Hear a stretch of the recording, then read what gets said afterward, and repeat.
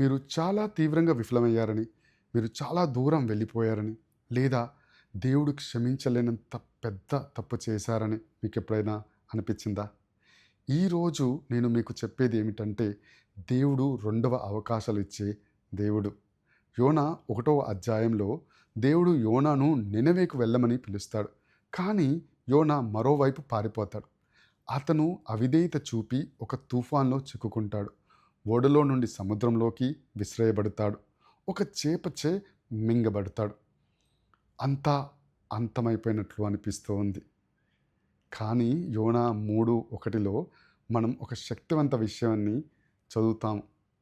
అప్పుడు యెహోవా వాక్కు రెండోసారి యోనాకు ప్రత్యక్షమాయెను. దేవుడు యోనాను వదిలిపెట్టలేదు.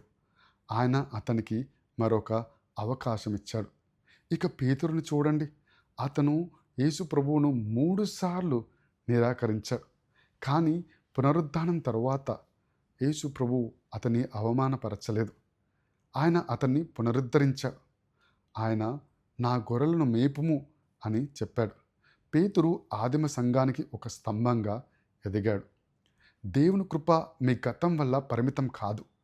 ఆయన కనికరము మీ తప్పుల వల్ల తరిగిపోదు. విలాప వాక్యాలు 3వ అధ్యాయం 22, 23 వచనంలో ఇలా చెబుతూ ఉంది. ఆయన కృపలు ప్రతి ఉదయమున నూతనమైనవి. కాబట్టి ఈరోజు మీరు దేవుడు నాకు మరొక అవకాశం ఇస్తాడా అని ఆలోచిస్తూ ఉంటే సమాధానం అవును. ఆయన మీతో ఇంకా ఆయన పనిని పూర్తి చేయలేదు. ఆయన మిమ్మల్ని మళ్ళీ పిలుస్తూ ఉన్నాడు. యోనాలాగే, పేతురులాగే. మీ వైఫల్యము అంతిమం కాదు.